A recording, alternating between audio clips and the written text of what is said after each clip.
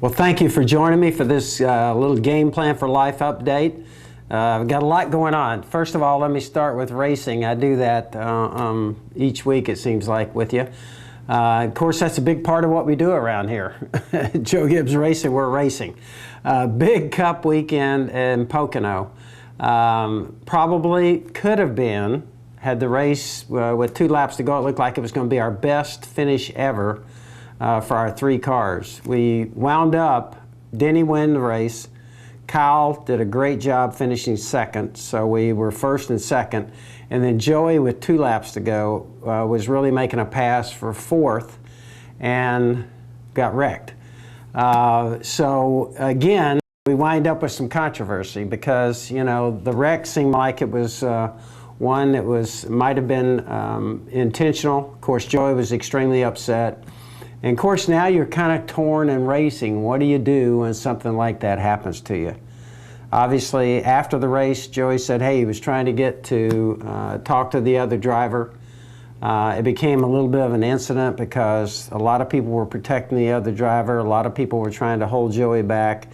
And so it got into a situation where it's a tough one to kind of solve, isn't it? It's one of the passion that we have for racing comes out. Something bad happens to you, obviously you react to that, and the question becomes, how do you handle that?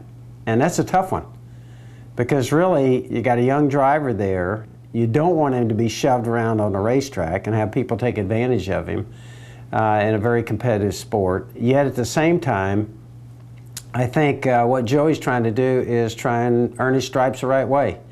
He wants to race with the other drivers out there and earn their respect. So it's a tough one. Basically for me, I kind of leave that up to the drivers because, you know, they're the ones that are going to be racing week in and week out. There's 42 other drivers out there, and they have to kind of earn their way and develop the relationship with each one of those drivers. But hopefully, that'll be something that's worked out as we go forward during this season. Nationwide, doing a great job over there. We have 6 Cup wins now, which is just, I mean, it's hard to really believe that we could be in that situation this early in the season.